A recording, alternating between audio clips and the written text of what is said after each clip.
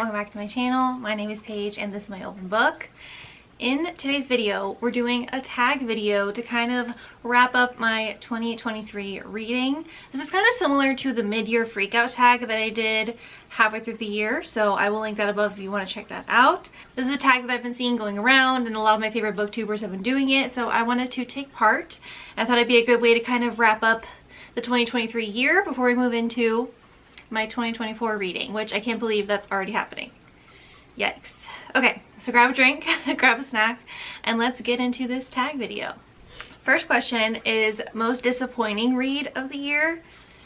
We're not really starting off on a good start, are we? There's actually two that I have for this one, and the reason why they were disappointing is because they were part of series that I love. So the first one is Cruel Seduction by Katie Roberts. So this is her Greek mythology retelling series, and this one was a poly romance format that I never read before, so I was very intrigued. So it's an open poly not relationship, so basically it's not necessarily that they all share each other, it's like there are different connections between the four of them. Unfortunately, this one was a miss for me, and I'm not obviously super well versed in how these romances work in real life or how these relationships work in real life, so I can't speak to that aspect of it. But to me personally, in this book, I just felt like it was too short to fully develop all of the connections between these characters. It just didn't feel like fully fledged to me in terms of romance. This series has a lot of good action and like political intrigue in it, so like obviously I like that aspect of it, but I feel like the romance was just lacking for me. And usually Katie Roberts is really good at making her romances like heavy hitters, but this one felt more so like they just sleep together. That's about it. So this is a bit of a letdown for me. Another one that was disappointing because I feel like it did not live up to the rest of the series is Caught Up by Liz Tomford. Apparently I have the unpopular opinion here because I've still been seeing everyone rave about this book and say that it's like their favorite of the series, but you all know Ryan Shea from the second book, The Right Move. He's like top tier book boyfriend material, and the first book was also really good. I gave both those books 5 stars. The Right Move ended up being a 6-star read for me, but Caught Up, I was very disappointed. I really wanted to love it because I did like the characters. I think that she picked good characters for this story, but I just feel like the book itself was very repetitive and the plot was just not it for me. Just wasn't it for me. Okay, second question was an underdog read. So I took that to mean like something that I didn't think was going to be a winner, but it ended up coming out on top. I'm going to have to go with the Black Dagger Brotherhood series by J.R. Ward. This is an old series. Like I think this was originally published in the early 2000s, I want to say. So I think because of that, I immediately thought that this was not going to compare to newer things because I thought it would feel like dated. But let me tell you something. If you've been watching my recent wrap-up videos, you know I've been obsessed with this series. Like it lives rent-free in my brain, and it's like really hard for me to read other books because I feel like nothing compares. This like snuck up on me, and I can't believe I waited so long to read it, but now I'm like the biggest fan of this series, and now I want everyone and their mother to read it. Honestly, this is a vampire romance series, and the Black Dagger Brotherhood is just that. It's a brotherhood of vampires that are working together to try and protect the vampire race against a team of slayers that is trying to eradicate them. Number 3, a book that's overhyped, Magnolia Parks. I really thought I was gonna love this. I liked the beginning. You can see I have some tabs. This was not good. I'm sorry. I feel like I could have liked it if it was maybe like 200 pages shorter, but the fact that there's still 2 books about this same couple, it's just too much for me. Obviously, if you like toxic relationships, like I guess, and like does it give Gossip Girl vibes? Yes, but I feel like there are just so many other books that I enjoy more, and I would rather just watch Gossip Girl than read this book. Like this does not, like, yes, it reminds me of the characters from Gossip Girl, but at least in Gossip Girl I feel like the creator of that series like wraps it up really nicely, but I feel like Jessica Hastings just doesn't really know how to wrap this up, if I'm being honest. So I don't know why everyone raves about this series so much, because to me it's just too, I don't even want to say it's too messy, because I like messy romances, and I have even loved romances that involve cheating, and it doesn't usually bother me, but no. I really don't get the hype for this. Normally, like, if something is overhyped, I can at least understand why. This, I really don't understand why. I really don't. I think they just need to read other books. Okay, next one is favorite couple. I had to pick two. I really did try to only pick one book per question, but you guys know how hard that is. And I really also tried to not repeat books. First one is from a contemporary romance called Rewrite Our Story by Kat Singleton. This couple, Cade and Marigold, they are just like the epitome of soulmates to me. Like, I think that their love is just so special, and just like the way that they like build their relationship over time from when they were kids to like teenagers, and then having to split up and come back together as adults, and just like seeing their love grow even more. I fell in love with these two, and I think what's cool is like I especially love them together.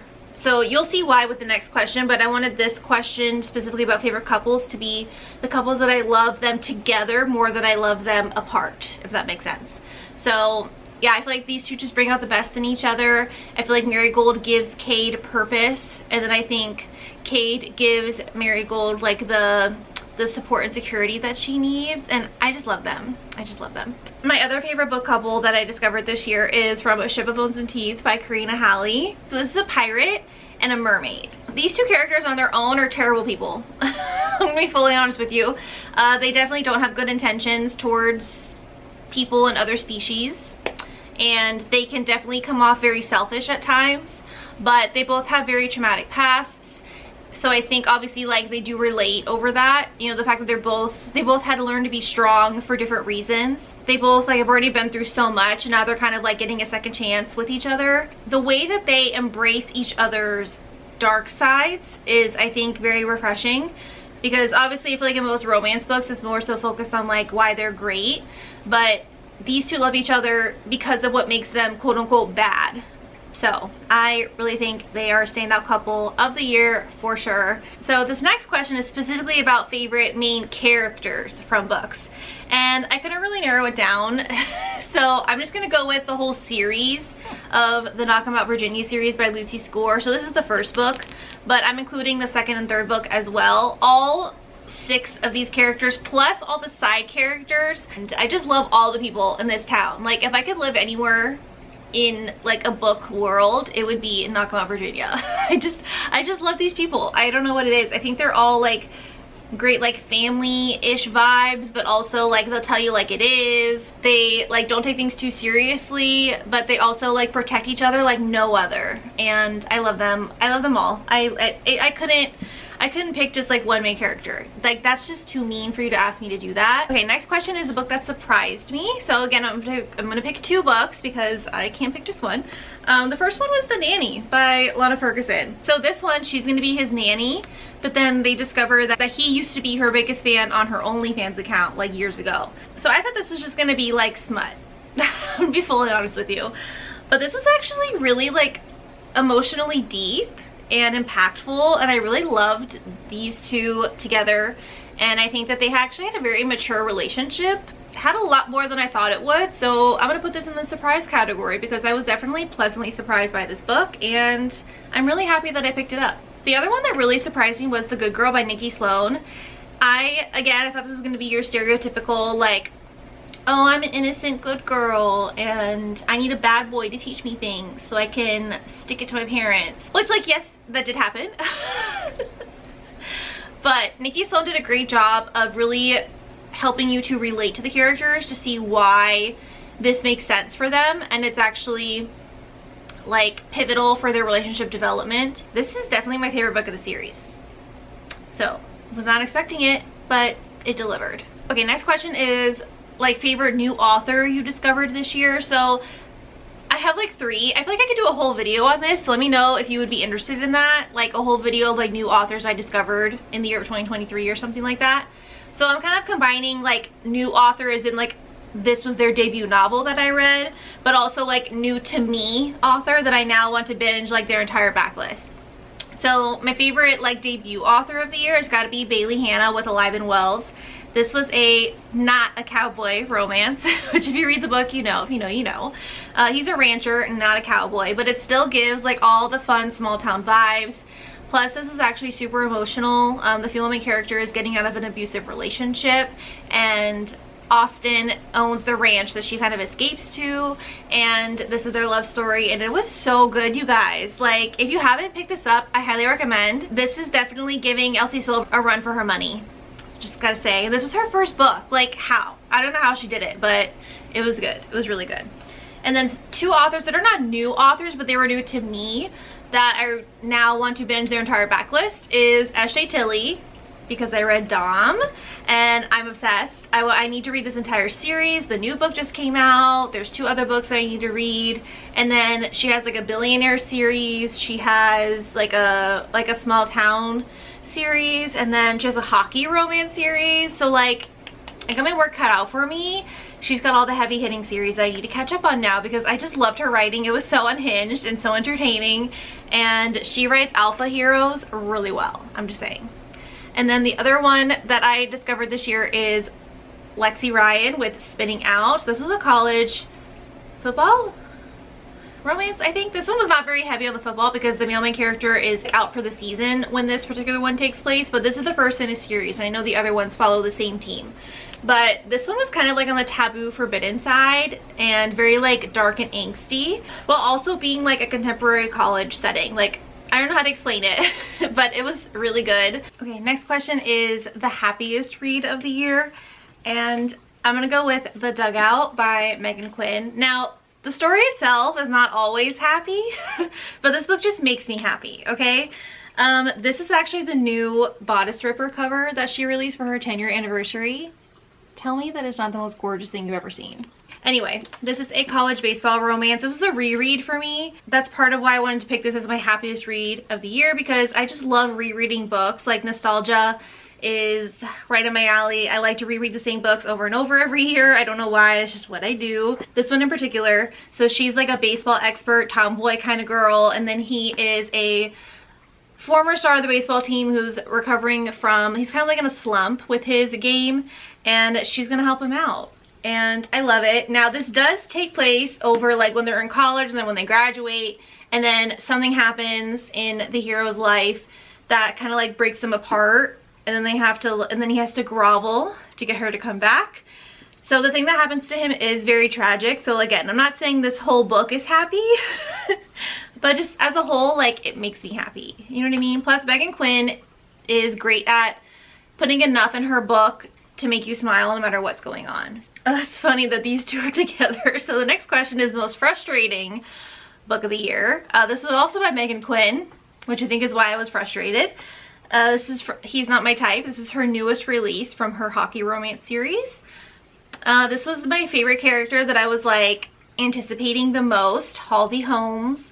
I was really excited for his romance, and this was just not it. And I was literally like yelling or like groaning, screaming, exasperated. Like, I was so frustrated reading this book because I feel like it just did not deliver on what I wanted Halsey's story to be. So if you want my full thoughts, I'll go to the wrap up where I talked about it in more detail. But yeah, this one was so frustrating for me to read because I had such high hopes for it, and it just didn't match what I wanted. I love Megan Quinn, don't get me wrong, but this was just not, we were not on the same page for this book. Okay, next question is best like adaptation. I guess like book to movie or book to TV adaptation. I'm not gonna say Daisy Jones and the Six because I don't think the TV show, like, I love the TV show on its own, but if I compare it to the book, I don't think it was the best adaptation. But I did watch the new movie from the Hunger Games series, The Ballad of Songbirds and Snakes, and that movie was so good. Like, I'm sure there are differences because it has been a while since I read this book, but I will say overall, I feel like the movie definitely gave me the same feeling. Like, it definitely delivered on all the right aspects. The action scenes were good. I like the romance subplot and how they did it. And the characters, I think the cast was just perfect. Like, I feel like everybody matched how I pictured them, which like never happens. So yeah, I was really pleased with this book to movie adaptation. The Hunger Games series, I think as a whole, did a really good job. So I was not disappointed. I was very pleased. Okay, next is the longest book you read, and that is Pucking Around. I think this is over 600 pages, which for a romance is kind of crazy. Like, a romance really normally would not need to be that long, but for this one it makes sense because it's a poly romance and there's actually 4 people in this relationship, so I feel like it makes sense that it was longer because it kind of shows like how the relationship develops, not just between the four of them as a whole, but also like this person with this person and this person with this person, this person with this person. Like I feel like it's almost like 5 romances in one. I don't know how to explain it. If you read it, it makes sense, okay? Just take my word for it. And the shortest book was from my like Halloween novella-thon that I had, where I read like a bunch of Halloween novellas the night of Halloween. How many times can I say Halloween? This was only like 50 pages by Cassie Mint. It was pretty cute. It was pretty cute. It wasn't as much Halloween-y as I wanted it to be, but it was still really cute. So that was the shortest book with only 50 pages. Favorite cover? So I actually am a people on the cover fan. I do think discreet covers can be beautiful, don't get me wrong, but I actually prefer when a romance book actually looks like a romance book and it's not just like flowers on the cover. So I picked Done and Dusted by Lila Sage because I love how this is like people on the cover, but it's also like artfully done, and I love how it's like vintagey and it's just like so unique. And I think it definitely captures like the essence of the romance. I think this is like a good mix of like an illustrated cover but also like the classic model cover. So I like it. It's like the best of both worlds in my opinion. Okay, next is a book you can't stop thinking about. I'm gonna have to give that to Taylor Jenkins Reid. There are 3 books by this author that I read this year. Daisy Jones and the Six, Seven Husbands of Evelyn Hugo, and Malibu Rising. And actually 4. I also read One True Love. So all 4 of those books that I read by her this year, like those are the kind of books where the characters, you just get so invested in their lives. Like you definitely think about them even after you're done reading. Like you just want to know more.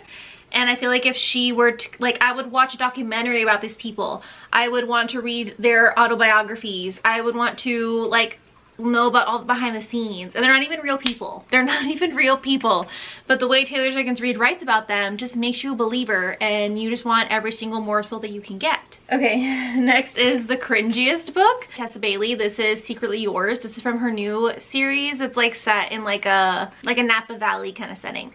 This one was not for me. I do love me some Tessa Bailey, don't get me wrong, but sometimes her books can be like a little cringy. And sometimes I like it, sometimes I don't. You know, it all just depends.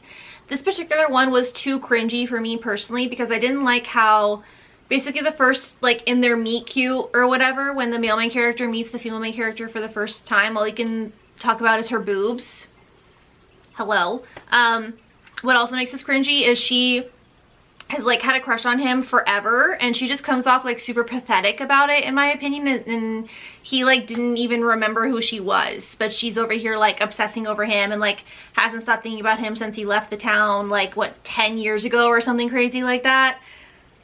Yeah, this one was just really cringy. It was not my favorite. Okay, an unpopular book that I love.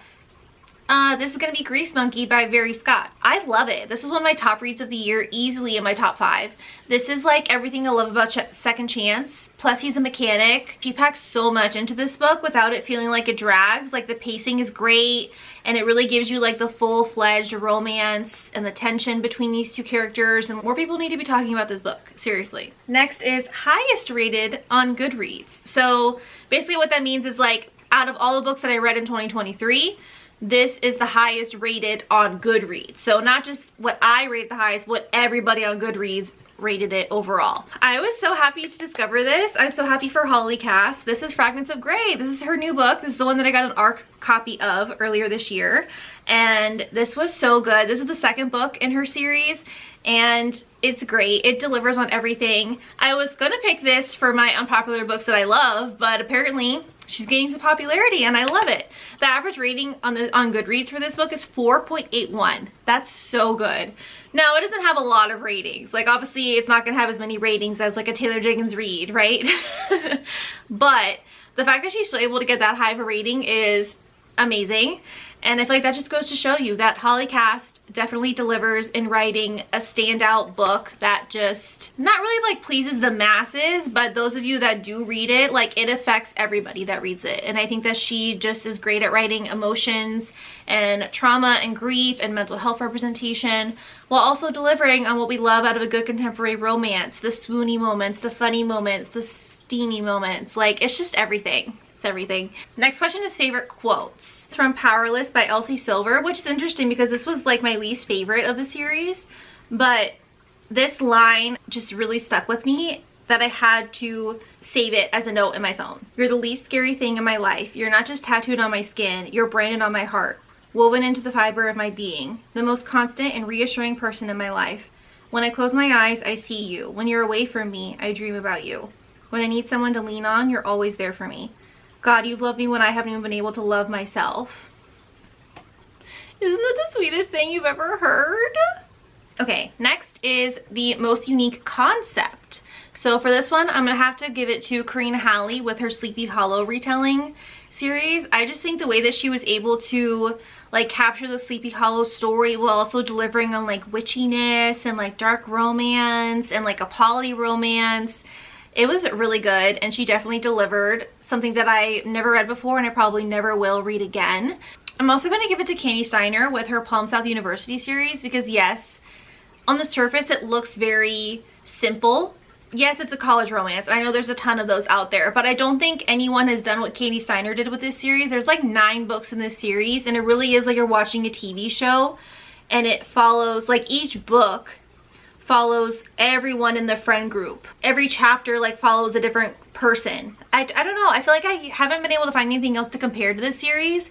You think it would be so easy to find, like, oh, college romance, okay, about sorority life, okay, easy. No, like the way she does it is so different because it really is like you're binging your favorite TV show, and I haven't found another series that does that yet. Okay, next question, a book that you definitely see yourself rereading.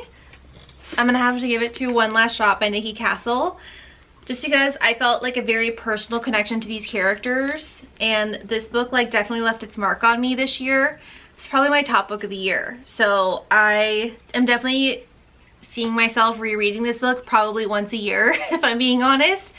Like I already want to reread it, and I just read it in August. Like it hasn't even been 6 months and I already want to read it again, so I feel like that says a lot. Okay, and then the last 2 questions are kind of just supposed to like reflect on your goals from 2023 and how it's gonna like affect your 2024 goals. So I think I'm just gonna do this every year where I'm gonna make my goal 100 books. I did that for 2023, it worked out really well. I ended up surpassing it. I ended up reading 175 books, but I don't want to keep like increasing the number every year because I never want to make it seem as though I'm like reading just for the sake of reaching the goal.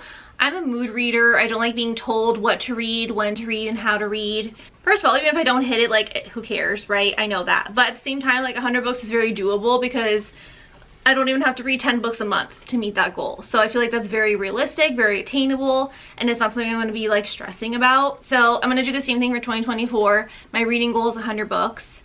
Some other goals I have for 2024 is I do want to try more audiobooks. I do want to try and read 1 non-romance book a month at least, just to kind of, you know, branch out, like mix it up a little bit. I like having freedom with my reading. That's why I love it, is like there's no rules.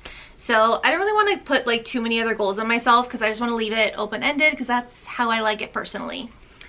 So yeah, that's going to be it for today's tag video. Give this video a like, leave a comment down below telling me your goals for next year's reading, and be sure to hit that subscribe button so you don't miss my future videos, and I'll see you next time.